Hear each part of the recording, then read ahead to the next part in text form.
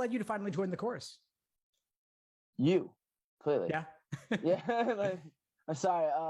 For joining the course was your videos, a lot of the content. Similar to other people, they had said that. So I've done Power Score. I reached out to like 10 different people that I knew who had, I guess, gone to law school, whatever. I'm a little bit different. I'm a non-traditional. So I've been working for about 7 years now, mostly in consulting tech. And I wanted to go to law school, made the pivot right now. And it's been interesting. Like this whole world, the LSAT world is something totally different. I was naive and thought that I could do it in like 3 months. That's a lie. Like law school, it takes an entire year at the minimum. And I've learned that through your courses. Like once you start like getting into it, you'll see it. And like you post, I think about like 10 videos a day. Easy. I've watched everything you've done from TikTok to YouTube. I've seen damn well near everything, especially for the last year. But joining the Discord, that was good.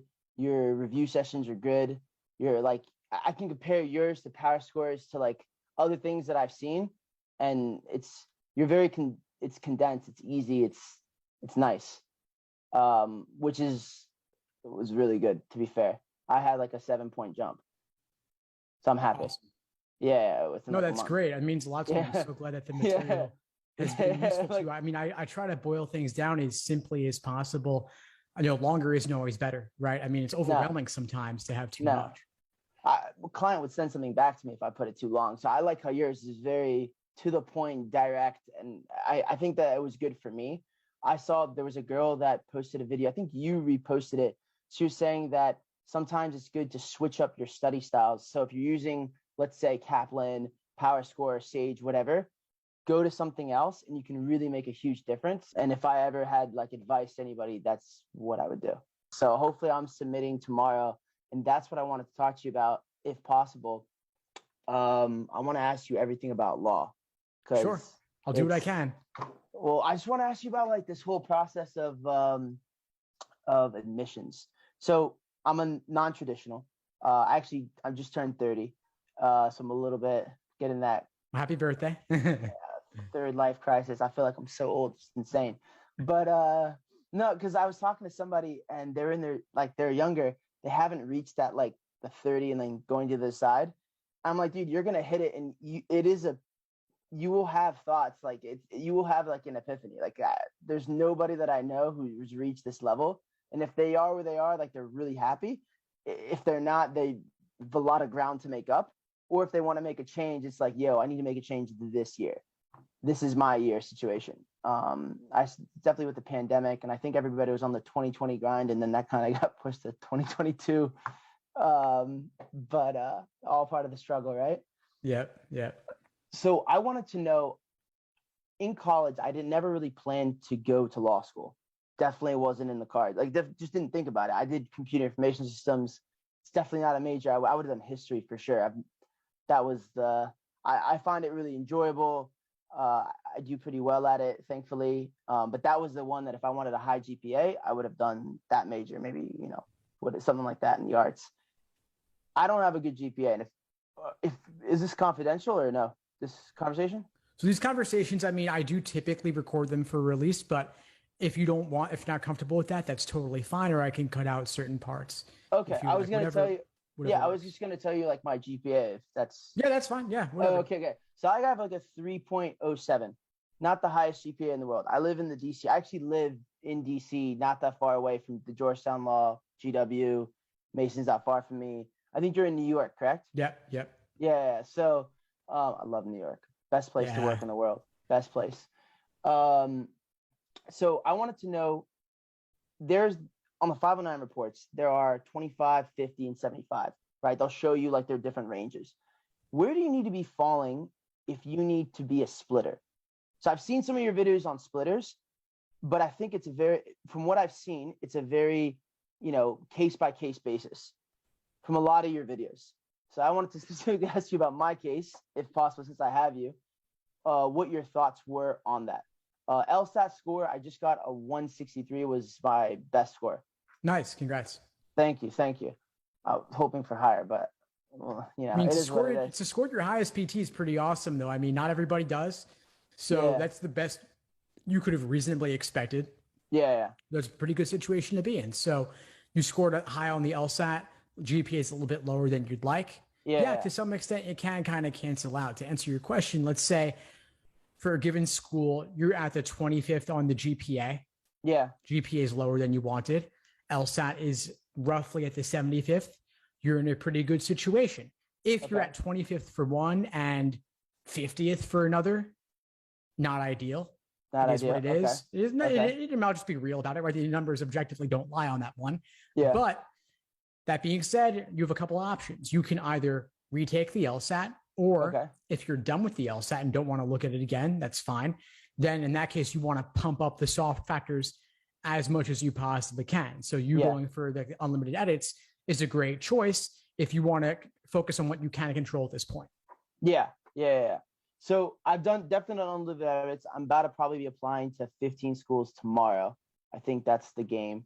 My question is how, so I've seen some of your videos. I know that like work experience, mostly the factors, and I understand why it's, it's quantitative. They can actually see GPA, LSAT score, if it's GRE, great, but they're able to quantify that and then objectively kind of rank different candidates, right? That way. For non-traditional ones, and I know there's this whole thing on like building this diverse classroom and all these types of things. I went on the top, I like data, so I went on the top 50 schools. They all put their age ranges, right? I've found out that the average age, it looks to be, is 24, just like across the board. Maybe within a 1 year gap of that, but it's pretty much 24 years old is like the sweet spot. They also say that, like, for example, NYU, close to you, there's only 11% that are 5 years over. How much does that play into admissions for trying to, like, let's put it this way.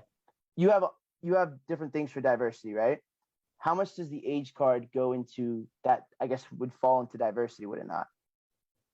I mean, I'll be honest with you. Technically, definition of diversity would include anything that is underrepresented or outside the quote unquote norm or average, right? So as you said, if 24 is the average, you're 30. Yes, that is technically non-traditional. It is outside the age range.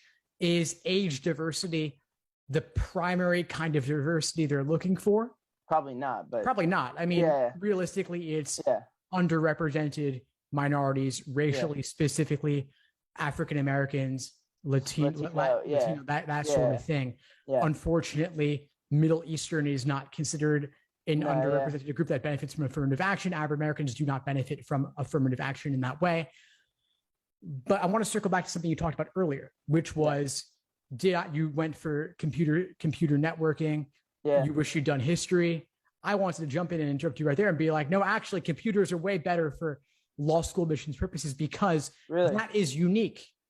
How many comp sci majors go to law school? Hardly any. How many history poli-sci people go? That's probably the most popular one there is. History poli-sci is nothing special as an undergrad BA. Comp sci, super unique. Why? Because Silicon Valley pays everybody 6 figures. So if you want to go to law, you're clearly not doing it for the money.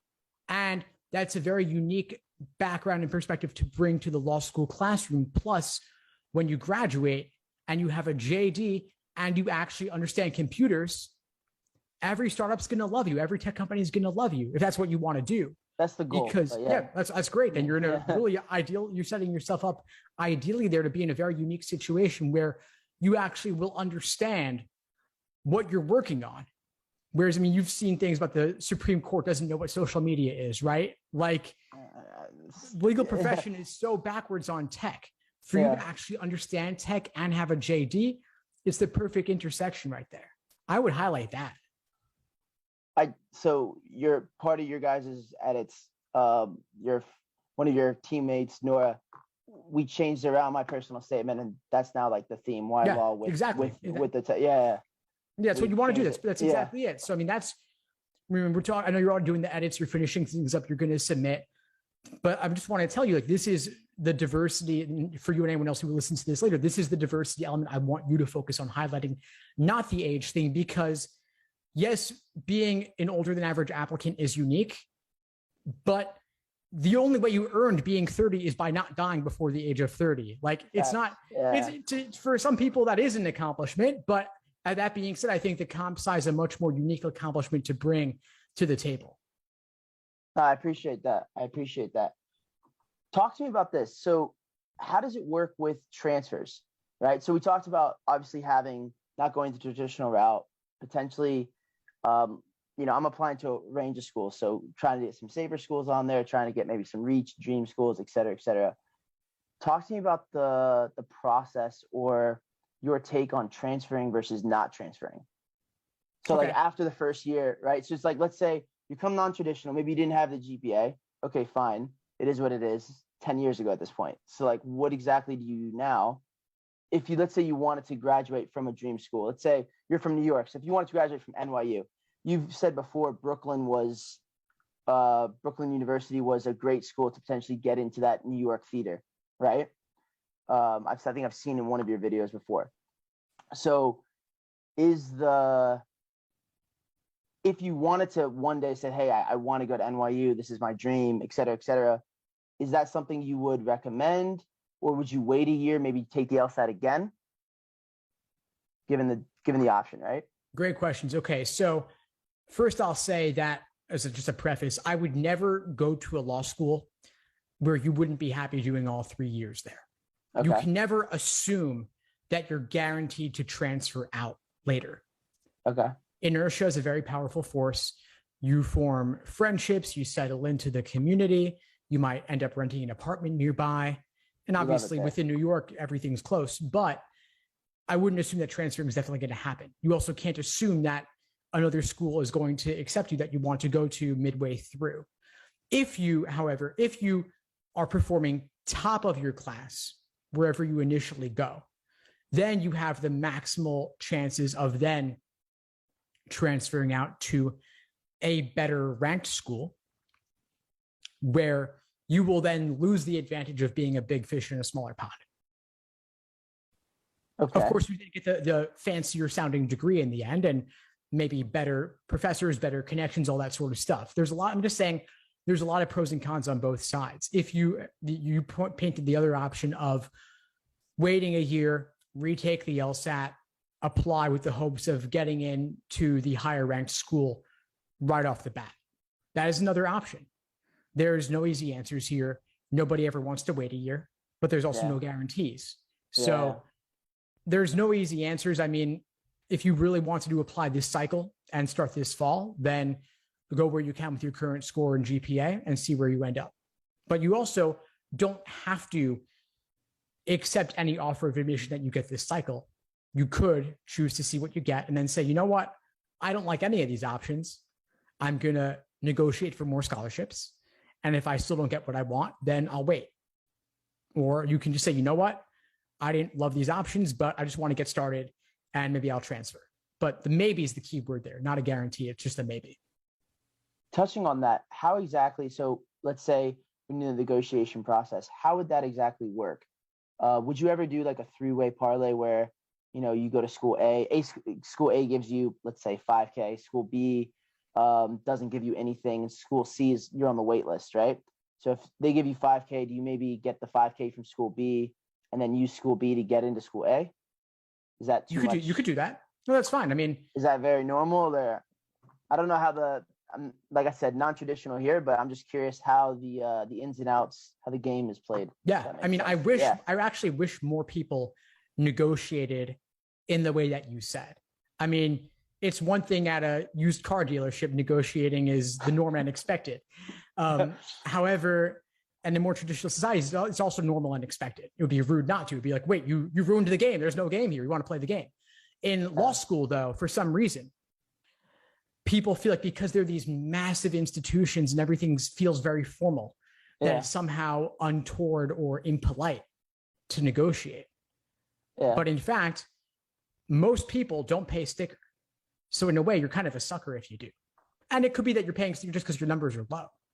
But it's worth trying to get scholarships. And I would just change the 5K you said to be more like 10K or 15K and make it per year. Yeah.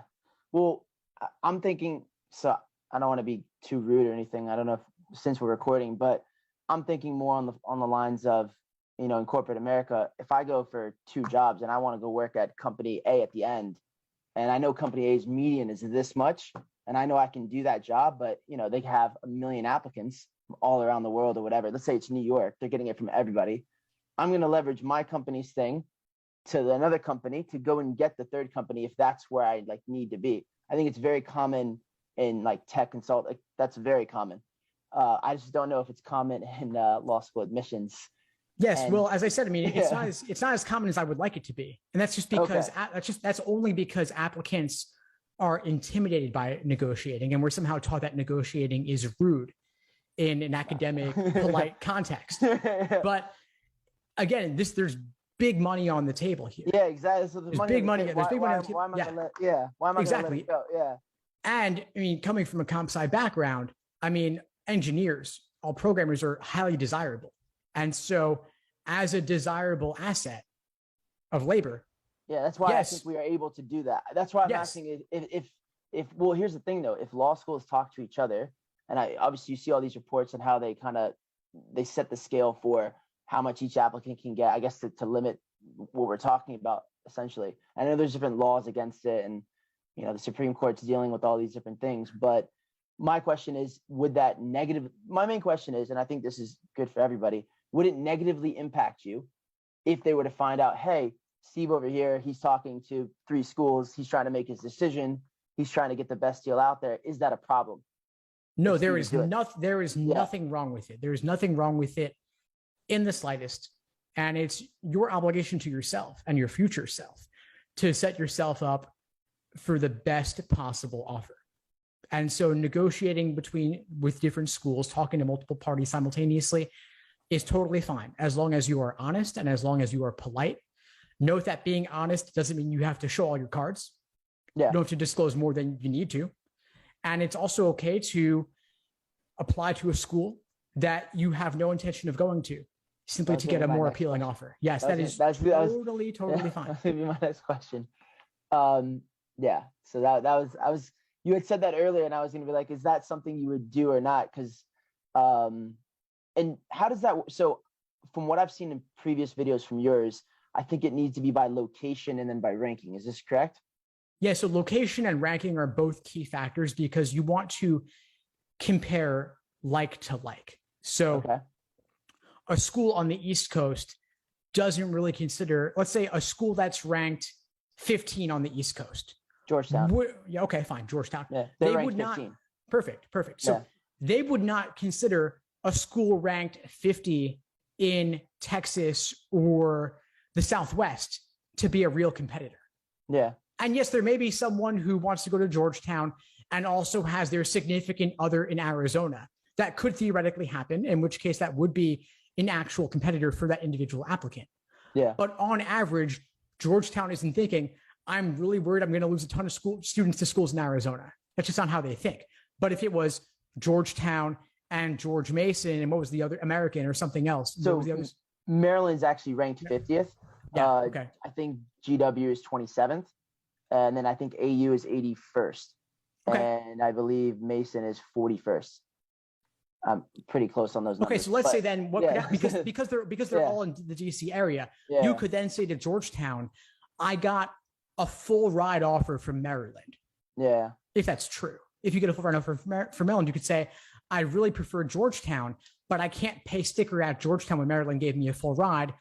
What can you do to work with me on this? I can't take on 6 figures of debt. I already have undergrad debt or whatever the situation is. Yeah. You can then, Georgetown isn't going to give you a full ride also, likely, but they could give you something. Doesn't hurt to ask, right? It does not hurt to ask. This is the easiest money you'll ever make. This is up there with salary negotiation in terms of big impact savings from just a couple of emails. And yeah, you'll obsess over those emails and you'll make them perfect and you'll spend a couple hours on them, but a couple hours on a couple of emails to save tens of thousands in tuition. I mean, that's even easier than saving money by studying for the LSAT. You can't lose on that hour per money, right? For sure. I wanted to touch on this. So you mentioned, like, let's say going up the rankings. How important is it to go to let's say a higher ranked school? If your goal is you want to get into big law, forget how much money you're willing to pay to go to law school. So in this example, let's say that, the money was arbitrary. It doesn't matter at this moment, right? Even though it obviously does, but let's just say that we're putting that to the side. So if your goal is to get into big law, is it better to be higher ranked within the schools we were just talking about? Let's say the DC schools again, the Masons of the world, et cetera. Or is it best to go to, let's say, the top dog, who would be, I guess, Georgetown in the DC area, to go to that school, but maybe you're ranked in the middle? So bigger fish in let's say at a lower ranked school, but a medium fish in a bigger ranked school, a higher ranked school, sorry. I'll preface by saying that I'm not the ultimate authority on this. This is a little bit outside my wheelhouse. Okay. But my intuition is that the brand name of the school will matter more than where you placed within the school. So you wouldn't want to be top 10% at a much lower ranked school. You'd want to have Georgetown on your resume, is the short answer on that, because it has such a cachet that when they see the Georgetown name on the resume, they don't even need to see much more than that. Gotcha. But I would talk to people though. I looked at, there's a website, I think it's called like the Vault or whatever. I might have gotten it from one of your videos as well. And I just did some analysis, and like Chicago is like 80%. It's kind of insane. I wanted to ask you something. So part-time. So in the DC area, we have really good options for part-time. I think in New York, Fordham is a really good option. I think they're top 3. They are actually ranked 3rd. So what is the difference between, let's say, when you're applying for part-time versus full-time? On the 509s, there's a huge range. If you get where I'm kind of going with this, with GPA, LSAT, et cetera. Also potential, I'm currently working, so maybe continuing a little bit, downsizing a little bit what my current duties are in order to do law school, but it would help monetarily. What is your take on part-time versus full-time in the admissions process? My understanding is that it's a little bit easier to get into a part-time program than a full-time program, and you graduate with the same degree in the end either way. Okay. It's nice to be able to minimize the debt you're taking on by working simultaneously, especially if you're working in the tech world. Imagine salaries are better than they are for a lot of folks doing paralegal work and such. So your opportunity cost is higher to give that up relative to somebody working as a paralegal. So that's an argument in favor of you keeping that. As long as you can manage the work law school life balance, because there's multiple things to juggle there, as long as you can manage it and maintain your work to whatever level you need to, as well as keeping your law school grades as high as possible, that's a balance you got to be able to manage. But also know that everyone else who's doing it part-time is probably in the same boat. Very few. That's part of why you have such a range, is that I think most people in part-time programs are doing part-time because they're also maintaining their jobs. They're all facing that same balance issue you are, but it's going to be a lot of running around though. I mean, what's new? What's new? I mean, if you were balancing college with athletics simultaneously, then you're probably not a stranger to that sort of thing though. No, I mean, I'm sure this is a graduate program. It's going to be up there. Would have to downsize something, but no, I mean, that's good advice. I appreciate that. And I've noticed in the 509s how they are different. So it was like kind of, it looks very attractive to me right now, just to maybe at the minimal get in, maybe do a year that way and then see how it goes, because they have options to transfer into their full-time programs, like within the school itself, just to like switch into their full-time program after a year. I've seen it to be very common.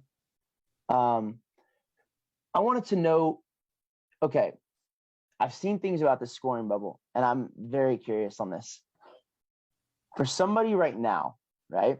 So if we take my specific score, is it better for somebody to hold off this year and then maybe wait for next year? Or do you see this scoring bubble continuing on? Because I know people have 5 years to get it, to use their score.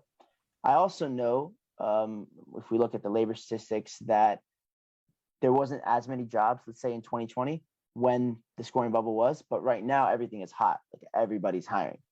So there is also that little bit. Now I could be biased because I think everybody's hiring because I'm in tech, like everybody's hiring in tech. I would assume everybody's hiring other areas, but I'm not the be all end all. What's your take on that for holding versus staying or like going for it? I know that you said that people want to go to law school and just want to go in all the way, but what's your advice on that? What's your take specific? I hear what you're saying. I hear the thinking there. I think it's smart. Yet you're right that if there was this temporary scoring bubble with the LSAT flex scores being inflated, then it stands to reason that if you could wait a while until those people apply and kind of kill each other off, then you can apply with better chances. I get the reasoning. What it is. I mean, yeah, it's pretty solid reasoning there. I don't know though that it would recover that fast. In other words, maybe in 3 to 5 years, the people with inflated scores would have just all applied and gone already. Yeah. But in the span of just a year or two, I think there's still going to be enough of those folks around because people postpone and delay all the time. Of course. I think that it's not worth putting your entire life with law school on hold for a year or two just for whatever marginal tiny boost you would get from not being with all the inflated folks. Gotcha. Plus, remember, I mean, the last LSAT flex administered was the one before the 2021 August LSAT. The last LSAT flex was whatever it was, June or July. June. Yeah. Right. So June 2020, wasn't it? Yeah. June 2021. June 2021. So it's, I mean, 2021. This entire cycle has already been a lot of the flex non-LSAT flex people. It's been the 4-section LSAT. So we're already a little bit past that. If anything, it was the prior cycle that had the most of it. Although many of those folks will be in this cycle now will be also. In this cycle. Yeah. But a lot of them will also be in the next cycle too. So I would not consider that as a factor. If you were, however, if you were going to retake the LSAT, and wait a cycle as a result of retaking it, as a little additional incentive on top of that, there would be the fact that you're not with all the inflated folks as to the same extent. Gotcha. Do you think that they'll hold their current scores? Because I've done some analysis on the 509s. Like I said, I like data. So I've done some analysis on the 509s, and nearly every school in the top 50 went up by a minimal 1 point, if not 2. Georgetown had a crazy hike by 4 points, and their 75th range. A lot of people closed up their gaps in their 25th percentiles and jumped up by 3-4 points. And this is like across the country. Do you see them holding these scores, or do you see it going back down? Because if you look at the 2020 scores, 2019 scores versus, I mean, obviously it's a scoring bubble, to the 2021 scores, they're completely different. They'll have to go back down because the people won't be there anymore. If LSAT so you're sure on that. You're very sure on that then. I mean, I'm not speaking specifically about this cycle. I'm speaking over a 3 to 5 year time horizon. Gotcha. It will have to go back down because the applicants won't be there anymore. If LSAC kills the bubble, which I think they're doing already, then the applicants are not going to have the same scores. I don't know when exactly that will recover. It's based on how long people stick around and postpone their applications, as people always do. But I think 3 to 5 years from now, the numbers will have to come down because there just won't be as many people. The only way for law schools to address this is to shrink their class sizes, but that involves giving up tuition. And they're not going to do that. They're not going to. I mean, that they have. It's money on the table. Why would they do that? It's a constant struggle that they have with their selectivity, but I do think it'll go down eventually. I'm really enjoying our conversation, Ali, but I have to run in a minute. I have one last question that's key to me. All right, so we just talked about law school sizes, right? And I think maybe this could be a good for other people because this is a question that I don't think people have answered. There are certain schools that have a lot of kids in them. The way I look at it is a lot of kids means a lot of networking. You can meet more people. Now, obviously, people could say, okay, a smaller school, more genuine relationships, fair enough. But I mean, more numbers, more opportunities. That's just the law. Like, that's just how it works. So, would you suggest putting onto your horizon of how you're deciding which law school to go to? Obviously, financial, what you get into, their ranking, their different courses they have. Would you also consider the size of the law school as an important part? There are some law schools, maybe 200 kids for first year, or the law school is 500. Does that play a factor in? Would that play a factor in your mind? If it's important to you, I would. I mean, you strike me as a charismatic, outgoing, extroverted person who will use the networking opportunities to the max.